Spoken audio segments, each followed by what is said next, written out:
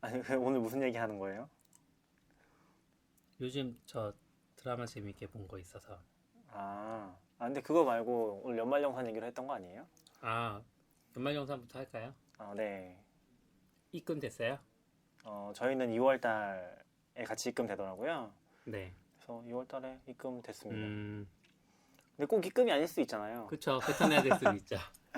출금 만약에 됐어요? 뱉어내면 출금이 돼요? 아니지. 그 월급에서 까이고 나와요? 그러겠죠? 이제 마이너스 플러스 표시가 되니까 네네. 까이고 나올 거고, 만약에 월급보다 크면은 줄 수가 있어요? 그럴 수도 있지 않을까요? 잘은 몰라요. 이번 달 급여가 엄청 적다거나 뭐 이러면? 그럴 수 있겠죠. 음, 네. 특히 2월이잖아요. 네. 2월 월급이랑 상관없구나. 그쵸. 보통은. 네. 뭐, 많아봤자 40%인데. 40%? 아니요. 제가 얘기한 거는 28일이라 저 돈이 적게 들어올까 봐. 아, 1급이 아니니까. 주급받으세요? 아무튼 뭐 근데 많이 받았다고 좋아할 일은 아니니까. 그쵸. 네, 냈던 거 돌려받는 상황이고 나는 그쵸. 그만큼 소비 생활을 열심히 했다 뭐 이런 거니까. 이게 약간 조삼모사랑 같은 거죠. 그렇죠. 네. 네. 그러니까 이게 아는 사람도 있고 모르는 사람도 좀 있는 것 같긴 한데 사실은 내가 낸 돈을 돌려받는 거잖아요. 낸 세금을 그쵸. 너굴님 전에 뭐라고 하셨었죠? 국가에 무이자로 빌려줬던 돈을 환급을 받으면 네. 무이자로 빌려줬던 돈을 받는 거라고. 그쵸. 무이자로 돌려준 돈이나 돌려준 돈이 아니라 빌려준 네, 돈이나 빌려준 돈이랑 마찬가지인 마찬가지니까. 거니까요. 네. 그래서 저는 요번에 소득세율을 보통 다 100%로 신청해놓고 신청도 안 하면 100%로 적용이 되더라고요. 평소에. 기본이 그렇죠. 네, 급여에서 소득세가 나가는 비율이 100%인데 저는 어차피 돌려받을 거면 평소에 내 유동성을 늘리자. 그래서 80%로 낮춰서 신청했어요. 그게 이제 80%, 100%, 120% 선택할 수 있는 거죠? 예, 선택할 수 있는데 그거 선택하고 싶다고 했더니 그 회계 담당자 하시는 분께서 약간 당황하시면서 그게 뭐죠? 뭐 이런 식으로 그래서 한번 알아보겠다고 하시더니 얼마 지나서 이제 문서를 한 장 주시더라고요. 서류를 작성하고 80%로 하겠다. 근데 현재 내 상황을 거기에 표시를 하게 돼 있거든요. 현재 몇 프로고 몇 프로로 바꾸겠다. 네. 네, 현재 몇 프로인지를 왜 표시하는지 잘 모르겠고 그리고 현재 몇 프로인지 알 방법도 일단 없고 대충 세금을 보면 그리고 대충 세금을 보고 사실 그때 이제 계산을 해봤어요. 근데 네. 제가 120%보다도 한 2배 정도 많이 내고 있는 거예요, 소득세를. 그래서 그건 좀 이건 뭐지? 이상한데? 그러고 이제 여쭤봤어요. 그랬더니 원래 인적 공제는 네. 미리 소득세에서 제외가 되고 소득세가 나가나 봐요. 네. 근데 그 저희 회사에서 쓰는 시스템에 아무도 인적공제 등록이 안 돼 있었던 거예요. 그래가지고 그거 잘못하고 있는 거네요, 회사가. 그렇죠. 네. 그래가지고 그 등록 되는 거냐고 물어보기도 했는데 요번 아니 달에 그러면은 대체 그런 거 얼마를 해야지. 돌려받으신 거예요? 한 달 월급이 넘을 것 같은데? 비슷하게 그렇게 돌려받았어요. 그렇게 네. 냈으면 한 달 월급이 넘을 것 같은데요? 월급 넘진 않았고 비슷하게 받았어요. 네, 많이 받았습니다. 그러니까 진짜 저번에 너무 많이 내셨는데, 상피님이 그러면? 네. 소득세 많이 돌려받았다고 네. 보너스 받은 거 이런 얘기 물어보셨잖아요. 그게 네. 그러니까 많이 받을 수밖에 없는 구조였던 거죠. 아니죠. 저희는. 상피님은 상피님도 인적공제 등록이 안 됐었던 맞아. 거니까. 상피님은 네. 다른 회사에 계셨었죠. 네, 네. 그러니까 그런 상황이라서 뭐 그냥 많이 돌려받았지만 씁쓸한. 그게 되게 이상하긴 하네요. 그러니까 네, 저도 이제 네. 듣기만 했던 건데 음. 그게 원래 간이세액표에서 네. 기본적으로 인적공제 같은 게 다 포함이 돼 있거든요. 인적공제 몇 명을 뭐 빼고 어떻게 계산을 해서 간이세액이 나오는데 맞아요. 보통 그거대로 이제 월급이 같이 나오거든요. 근데 보통은 그게 제가 알기로는 작년에 했던 걸 그대로 다음 년에 쓰는 거예요. 작년에 내가 배우자랑 뭐 자녀를 2명 대놓고 놨으면은 네. 그걸 기준으로 해서 내년도 세금이 그냥 그대로 결정되는 거죠. 내가 그걸 바꾼다고 연말정산에 표시하지 않았으면. 네. 그래서 보통은 그게 적용이 되는데 저는 요번에 네. 들어온 회사에서 처음으로 연말정산 한 거라서 아마 더 그랬던 게 아닌가 싶기도 하고요. 요즘 안 하셨어요? 아니 그게 아니라 그러니까 이 회사의 시스템에는 예전 기록은 없으니까. 그럴 수 있겠네요. 예. 네. 그럼 이제 등록이 되고 네. 뭐 내년부터는 제대로 될 수 있겠네요. 네. 그럼 확 줄어들겠네요. 당장 그렇지 1월에 않을까. 네, 2월 2월부터 적용이 된 거, 2월부터 적용된다고 말씀하셨던 것 같거든요. 네. 그래서 그럼 진짜 많이 근데 줄어들겠네요. 요번에 또 감사하게도 회사에서 인센이 나와서 인센 나오면 소득세가 올라가잖아요. 네. 그래서 정확한 소득세를 알 수가 없어요. 다음 달이 돼봐야 돼. 그럼 대체 이번 달에 얼마가 들어오신 거지? 아, 네. 예. 한턱 사달라고 해야 되는 거 아닌가? 네, 알겠습니다. 아무튼 축하드립니다. 네, 축하될 일은 아니지만. 큰 액수가 한 번에 꽂히니까 기분은 일단 좋더라고요. 그럼 엄청 큰 돈이 들어왔겠는데요? 뭐 엄청은 아니고 엄청이죠. 엄청 큰 돈이 들어온다는 건요. 집을 사볼까? 뭐 이런 생각을 할 정도로 엄청 큰 돈이지. 약간 뭐 반도체 쪽이나. 네? 그쵸. 그쪽 분야에 계시는 분들. 작년, 재작년이 진짜 엄청 셌다고 하니까. 1000%? 그쵸. 모르겠어요. 잘은 제가 모르는 분야라서. 수출 함부로 말하면 안될것 위주로 같아. 하시는 분들은 좀 예. 인센이 많이 나왔다고 하죠. 뭐 아무튼. 그래서 아무튼 제 얘기만 했는데, 네. 저는 일단 좀 작년에 큰 게 있었거든요. 저는 작년 초부터 이걸 기다려 왔었는데 네. 작년에 어떤 게 있었냐면은 청년 소득세 공제가 추가가 됐어요. 원래 없었어요? 원래 있었죠. 저는 이제 작년 지남 회사에서 받았었죠. 네. 지남 회사에서도 제가 청년 소득세 공제 받을 때는 70%인가 그랬어요. 이게 바뀌었잖아요. 계속 언제는 네, 100%였고 누구는 50%고 그쵸. 다시 70% 바뀌었다가 뭐 기간도 좀씩 달라졌어. 그랬는데 저는 그래서 이제 끝났었거든요. 그게 지남 회사에서 끝이 났었는데 청년이 아니군요. 청년이 아닌 게 아니라 기간이 끝난 거죠. 2년인가 그랬어요.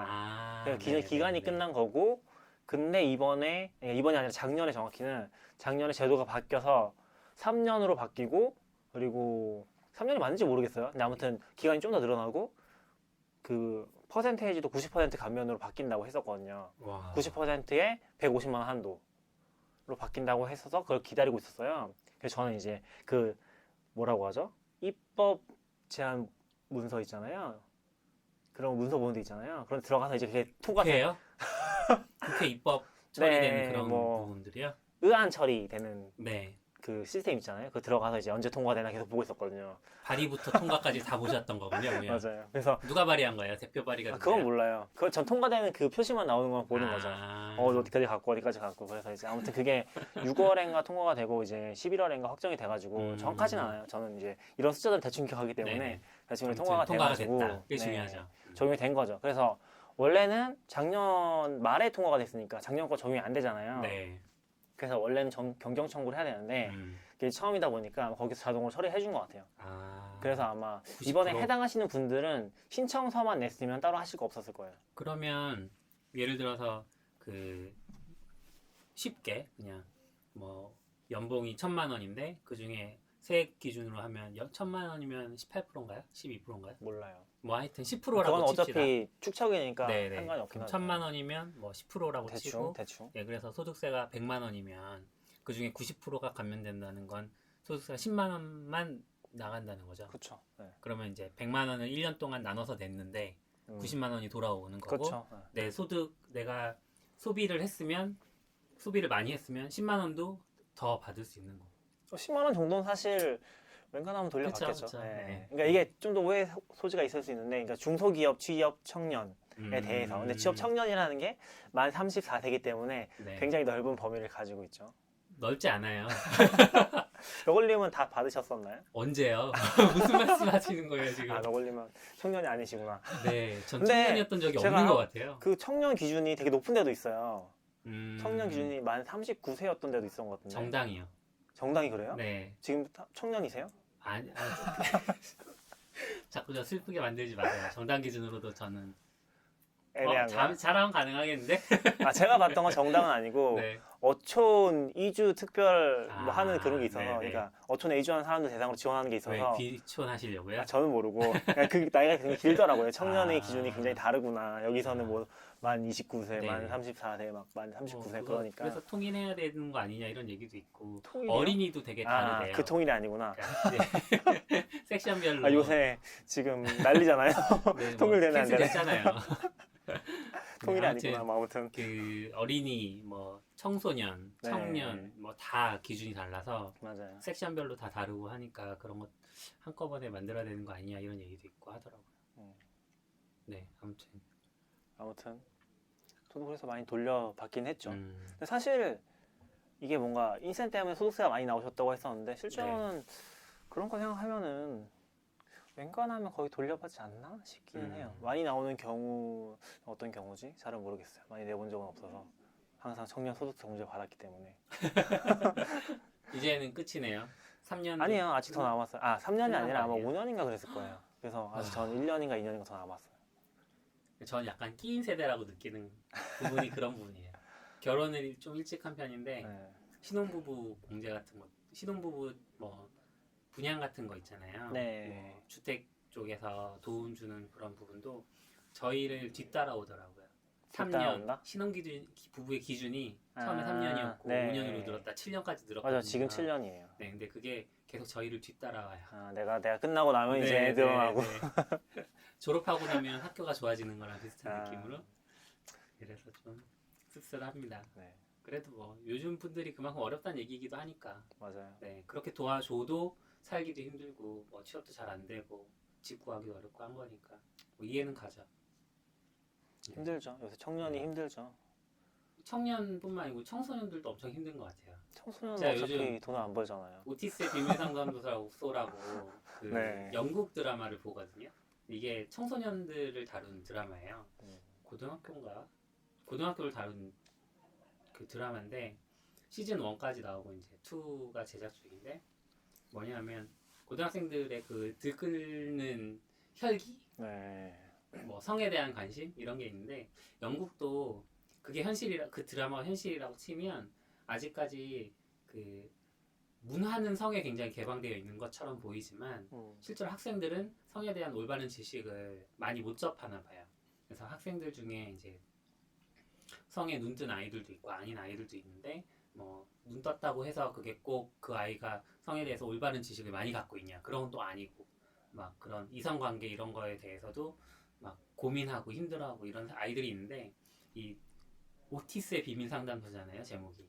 비밀 상담을 해주는 거예요? 그렇죠. 오티스의 엄마가 네. 부모님 둘 다 성심리학자 뭐 이런 상담가 네. 이런 분들이래요. 그러니까 이 아이가 어릴 때부터 주워들은 말이 많은 거예요.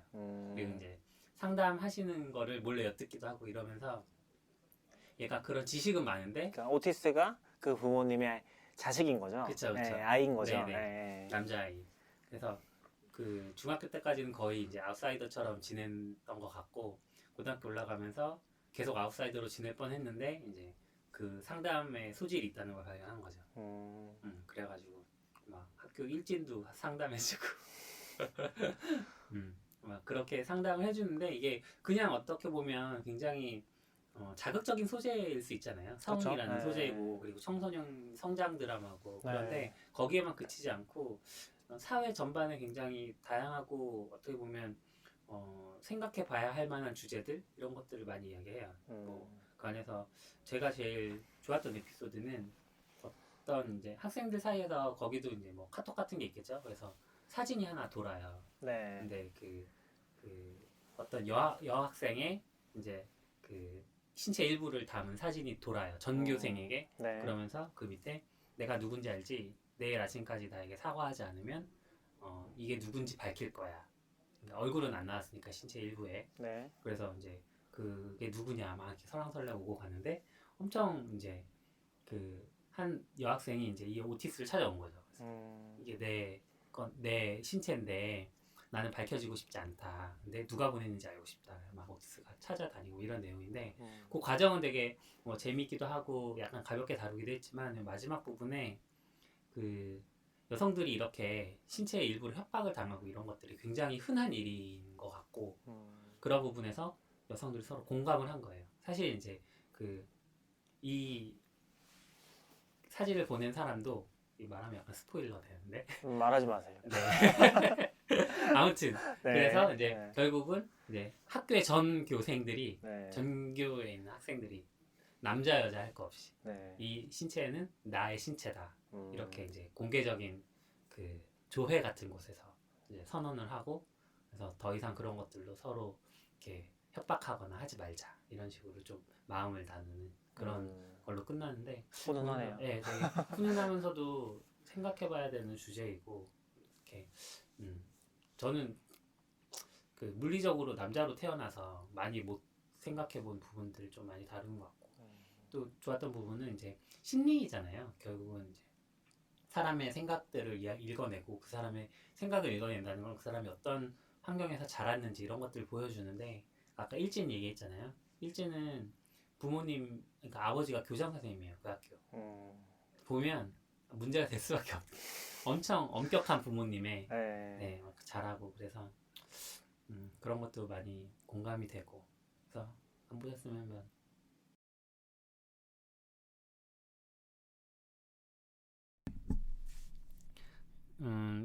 오티스 말고 또 하나 보는 거는 그 스타트렉 디스커버리라고 그 스타 워즈는 아마 뭐 개발자라면 많이들 보실 거예요. 일단 영화 9편밖에 안 되니까 보셨어요? 아니요. 그것도 안 챙겨봤어요? 별로 안 개발자랑 무슨 좋아하시는구나. 상관이에요? 그게 약간 SF 영화들이 네. 그 기술 같은 것들 좋아하고 뭐 약간 그렇잖아요. 그러니까 그런 부분들에 원래 업무적으로도 흥미가 있는 사람들인데 기술 발전에 영화에서 그런 기술 발전에 대한 상상력이 풍부하게 드러나니까 그 관심이 갈 수밖에 없는 거 아닌가 싶었어요. 아 그래요? 저는 제가 좋아하는 SF는 블레이드 러너 같은 거. 약간 디스토피아. 네, 그쵸. 1984. 어두워야 돼. 사람이 어두우시구나. 저 그거 생각났어. 먼저 얘기하시죠. 스타트랙부터. 아, 그래요? 그래서 스타워즈는 이제 많이 챙겨봤는데 뭐 2번 본 것도 있고 근데 스타트랙은 이게 시작을 하려니까 너무 힘든 거죠. 그게 시즌이 엄청 많아요. 스타트랙은 꽤 옛날부터 나왔고 그래서 흑백으로 되어 있는 영상들도 있고 뭐 막 1980년, 70년, 60년 이렇게 거슬러 올라가야 돼요.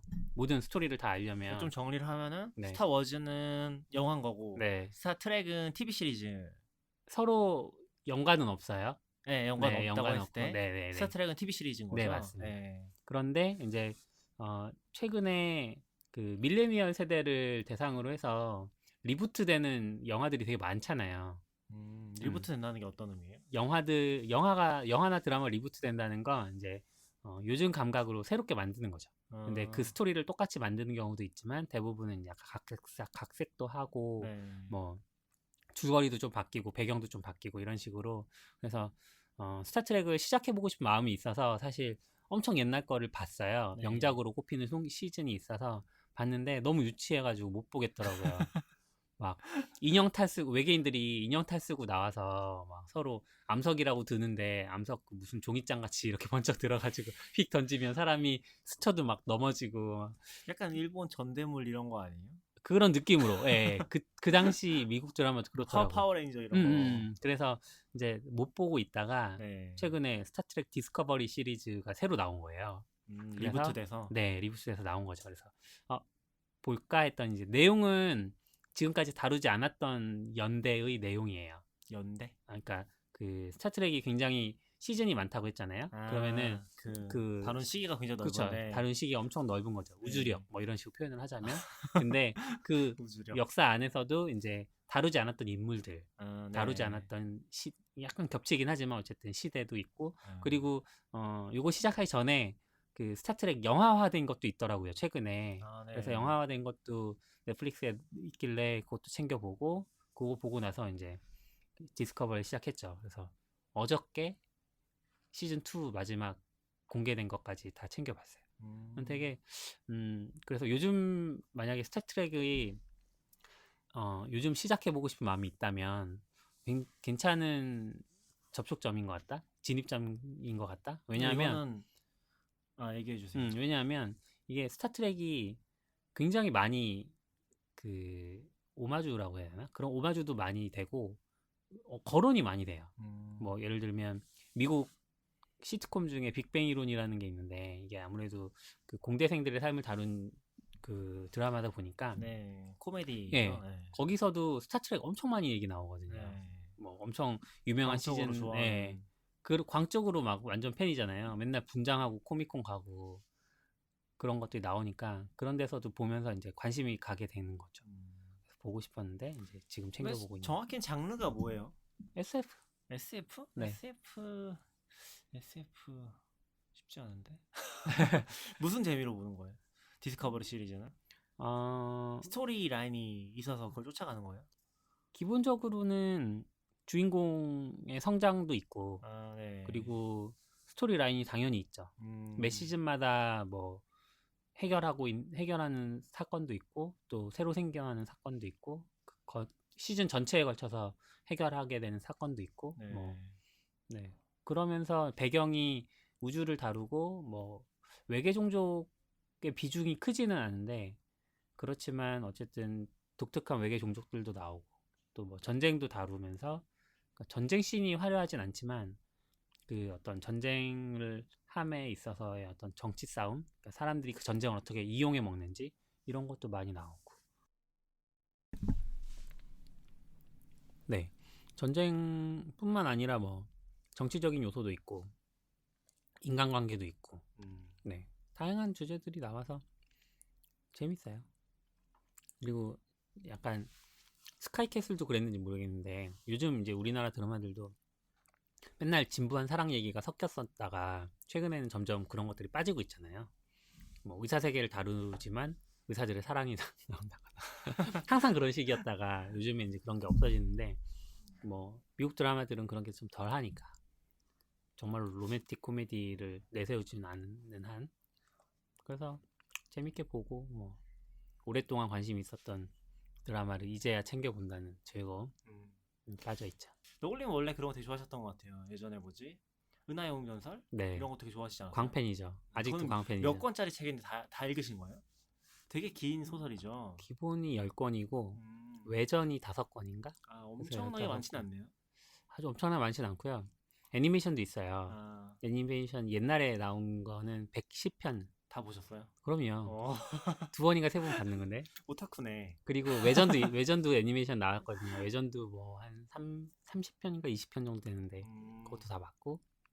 그리고 요번에 그것도 역시 마찬가지로 리부트가 돼서 또 나왔어요? 새로운 시즌이 하나 나왔죠. 그래서 그것도 다 보고. 그리고 그 지은이가 다나카 요시키라는 분이거든요. 근데 네. 그분이 그 요번에 리부트 하기 전에 또 한참 새롭게 만드셨던 애니메이션이 있어요. 그거는 원작 소설이 있는지는 모르겠는데 우리나라에 번역된 건 없더라고요. 타이타니아라는 네. 원작 소설인가? 뭐 하여튼 그런 스토리를 하나 만드셔서 그것도 애니메이션이 있었는데 그것도 열심히 챙겨보고. 안 보신 게 없네요. 근데 저는 약간 전작주의자? 전작주의? 네, 그게 그러니까 뭐예요? 한 작가를 좋아하면 그 작가가 만든 건 다 좋아해요. 일단 무턱대고. 그래서 한 작품을 섣불리 좋아하기가 좋아할 때 약간 부담이 돼요. 이 작품을 딱 접해서 정말 좋으면 파고드는 거죠, 자꾸. 근데 이 사람이 엄청 다작가야. 그래서 막 100권도 넘는 책을 썼어. 그럼 힘들잖아요. 아, 그렇죠. 난 다 읽고 싶은데. 약간 일본에 있잖아요. 데치카 오사무 같은 사람이 만화 한 400권 정도 네. 그렸을 텐데. 근데 만화니까. 그래서 그 SF 아닌 것 중에는 아다치 미츠루 되게 좋아하거든요. 아, 네. 아다치 미츠루 뭐 H2부터 시작해서 쭉 다 좋아하는데 그것도 뭐 구할 수 있는 작품은 다 구해서 본 것 같아요. 옛날에 한참 책방이 있을 때. 그리고 요즘은 이제 용돈도 좀 올라갔는지 조금 사서 이제 쟁여놓기도 하고 그러고 있죠. 네, 그래서 추천을 받아도 쉽진 않은 것 같아요. 왜냐면은 그렇게 장편에 혹은 이제 엄청 뛰어난 작가분들, 다작을 하신 작가분들 추천 받아도 맞아요. 네. 어려워요.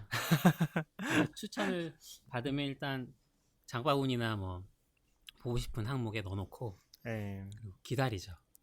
때가 익을 때까지, 물이 익을 때까지. 약간 그런 생각 하거든요. 빨리 은퇴를 해가지고 다 보면서 살고 싶다. 아니 그런 거 말고 이제 컴퓨터 고정 같은 것들이나 보면서 살고 싶다. 그러니까 보고 싶은 게 특이한 것 같아요. 아, 그런 저는 거? 이제 그동안 쟁여놨던 책이나 뭐 이런 거 보고 싶다고 하는데 책이죠, 책. 네. 학교님은 컴퓨터 고전. 보고 싶은 게 많죠. 근데 이제 업무적으로는 상관이 없으니까 네. 그냥 이제 쟁여만 놓는 거고 또 이게 뭐 가장 보고 싶은 고전이 있다면 뭐예요? 예를 들어서 뭐가 있지? TAOCP? TAOCP는 뭐 볼래야 볼 수 없을 것 같은 생각이 좀 들고 있고 네. 그래도 이제 그나마 한국에 그 컨크리트 매스매틱스가 나왔잖아요. 그거는 이제 조금 시간 여유가 되면은 한번 공부해보고 싶긴 해요. 근데 이제 아무래도 마음도 그렇고 네. 수학적인 능력도 그렇고 제가 수학을 되게 많이 도전했었거든요. 근데 잘 안 되더라고요. 어렵죠. 그래서 여러 번 포기를 했기 때문에 음. 재작년쯤에는 이제 딥러닝 같은 것도 쫓아가려고 엄청 네네. 공부했었는데 결국에 지금은 남은 게 없어요. 그런 거 냠냠님 한번 생각하면은 모시고 수학 강의 해야겠네. 아, 그때 우리 같이 했었잖아요. 그러니까요. 근데 저도 그때 힘들었어요. 초반에는 좀 따라가다가 네. 점점 어려워지더라고요. 그때 얌얌님이 한참 막 네. 하드캐리 해주셨잖아요. 네네. 그때가 좋긴 했는데 그쵸. 네, 언젠가 또 한번 언젠가. 그렇게 해보고 싶고 음. 저는 약간 1984 얘기가 생각나는데 최근에 음. 그 책 읽고 있거든요. 더 이상은 숨을 곳이 없다. 더 이상은 숨을 곳이 없다. 누가 쓴 책이에요? 더 이상 숨을 곳이 없다는 그 글렌 그린월드라는 분이 쓰신 책이에요. 이게 네. 왜 이걸 보게 됐냐면은 제가 최근에 우리가 그 HTTPS 차단 사건에 대해서 한번 네. 얘기했었잖아요. 네. 근데 그걸 얘기하면서 이제 그 연장선상에서 네. 제가 몇 년인지 모르겠는데 2013년, 2012년, 음. 2013년이었던 것 같아요. 그때쯤에 이제 미국에서 NSA 기밀 폭로 사건이 있었던 거잖아요. 네. 스노든의 예, 지금 그분이 러시아로 망명했다고 했나 그렇게 들었던 것 같은데 네. 그쪽 동네에 계셨던 것 같아요. 네. 그 사건에 대해서 내가 정말 아무것도 아는 게 없구나라는 생각을 좀 했어요. 막상 엄청나게 큰 사건이었던 것 같은데 나는 이제 아는 게 없는 거죠. 우린 미국인이 아니니까. 뭐 그럴 수도 있죠. 그러니까 근데 저는 지금 이 책이 무슨 책이냐면은 이 책이 그 사건 폭로를 했던 기자의 책이에요.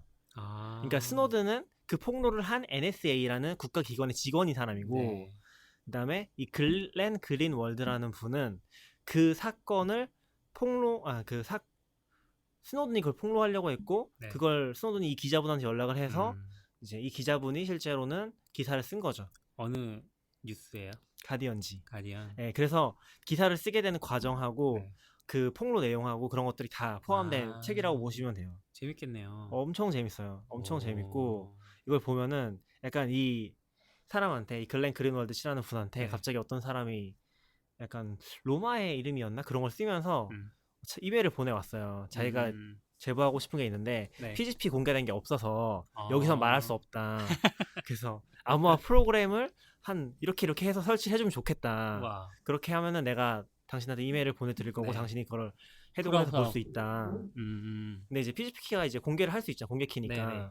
근데 그런 게 없으니까 내가 찾아봤는데 없으니까 이제 그렇게 보낸 거예요. 근데 이제 글렌 그린월드 씨라는 분은 이제 바쁘니까 이제 그런 것들을 해보려고 하고 있는데 이제 좀 어렵다. 그런 식으로 이제 몇 주 동안 미루고 네. 몇 달 동안 밀리고 그렇게 된 아이고. 거죠.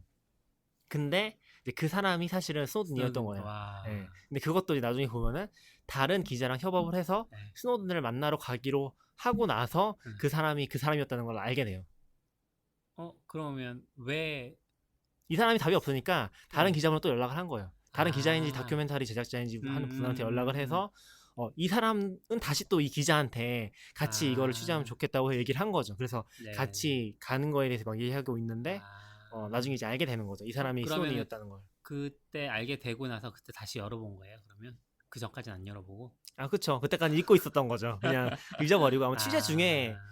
갑자기 생각이 나가지고 이런 일이 있으니까 생각이 나서 그때 연락을 다시 했는데 그 이제 스노든이 그 메일을 보고 이거 나라고 했다고 이제 책에 써있더라고요. 아이고. 근데 굉장히 좀 저는 재밌게 보고 있어요. 거의 엊그저께인가 시켜서 책이 왔었는데 네.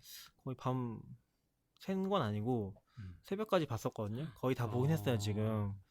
되게 흡입력 있어요. 그러니까 제가 방금도 얘기 들었었지만 스토리가 조금 있고 그래서 약간 읽다 보면은 정말 소설 같다는 생각이 많이 들어요.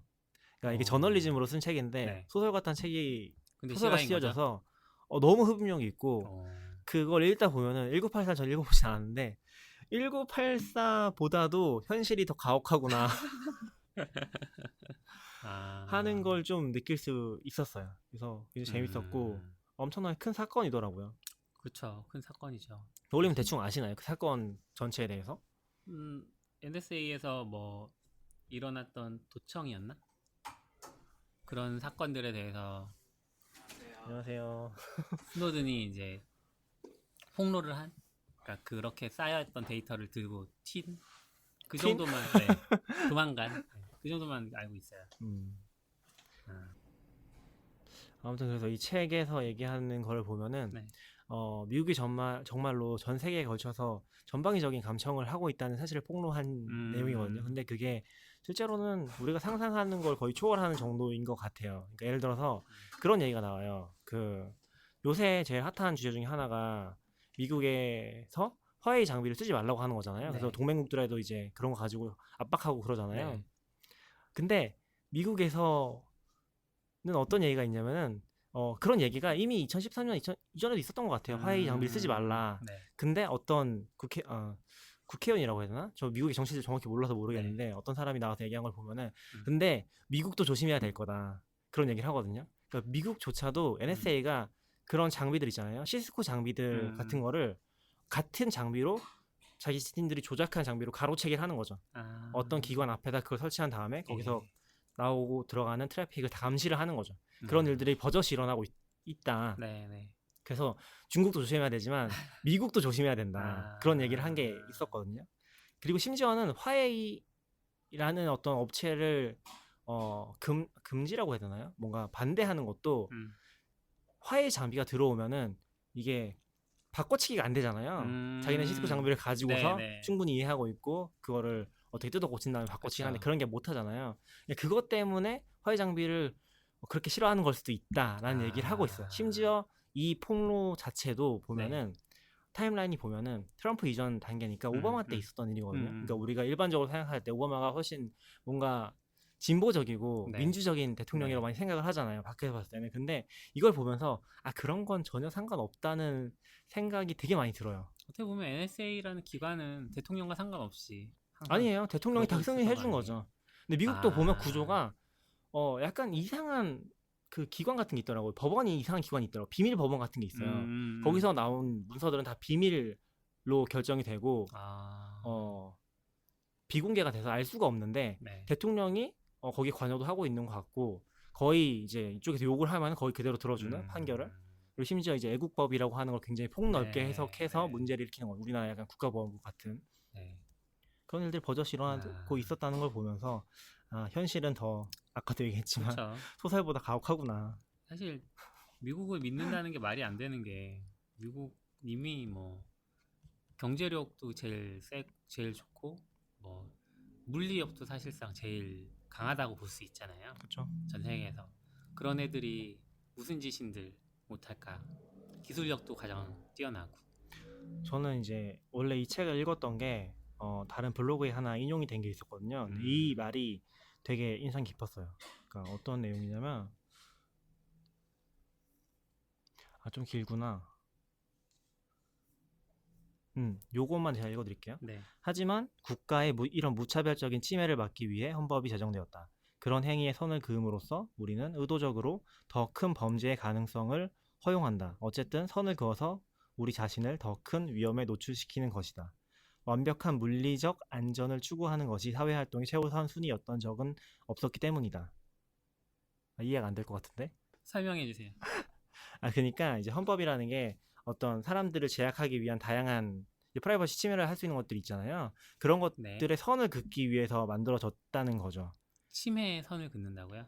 자유를 그쵸. 보장한다는 우리 거잖아요. 프라이버시에 대한 침해를 막기 위해서. 네, 그러니까 그리고 그러면은 반대로 얘기하면 우리의 프라이버시를 지키도록 헌법이 만들어졌다. 그렇죠. 볼수 있는 거죠. 네. 그래서 여기서 보면은 되게 인상적인 문구가 이 부분인데요. 그러니까 우리가 만약에 프라이버시에 대한 침해를 허용한다면은 범죄를 더 많이 막을 수 있을 거 아니에요. 예를 들면 그런 거죠. 예. 마이너리티 리포트 같은 느낌의 그러니까 범죄자들을 미리 잡을 수 있으면은 사회의 범죄율이 떨어질 거 아니에요. 네. 그렇게 생각했을 때 그게 과연 이상적인 사회인가? 라는 걸 생각했을 때 여기서 다음 문장이 되게 인상 깊은 건데 완벽한 물리적 안전을 추구하는 것이 사회 활동의 최우선 순위였던 적은 없다는 거죠. 그래서 이 가치를 따라가느냐 아니냐 그거에서 좀 많이 갈린다는 생각이 들었어요.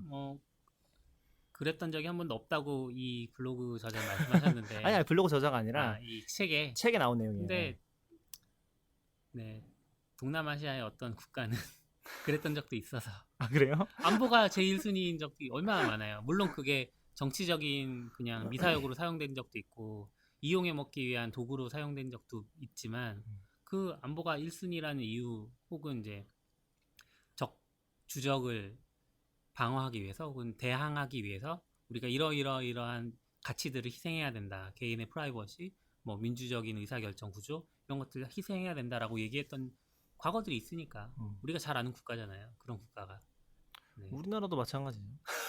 그게 우리나라. 아 그래? 네. 그래서 아무튼 잡혀가는 거 저는 아닌가 모르겠네. 요 내용이 굉장히 인상 깊었어요. 왜 우리가 자유를 지켜야 되는 거지? 네. 라고 얘기했을 때 안전 중요하고 범죄를 막아야 하는 것도 중요한데 사실 이번에 문제된 것도 그렇고 개인의 프라이버시에 대한 침해인 거잖아요. 사실 네. 어떻게 보면이 아니라 저는 그 두 가지를 자꾸만 프레임을 나눠서 감청이냐 아니냐로 몰고 가는 것 자체가 약간 좀 탐탁치는 않거든요. 네. 네. 뭐 아무튼 그래서 인상 깊게 읽었었고 그리고 네. 아마 요 책을 실제로 읽어보시면은 생각할 게 많지 않나? 라고 읽어보겠습니다. 아니요 너굴님이 아니라 뭐 누구든지 네. 네, 저도 읽어볼게요. 그런 생각이 들었어요. 네. 고맙습니다. 좋은 책. 아무튼 오늘 여기까지 할까요? 네. 네.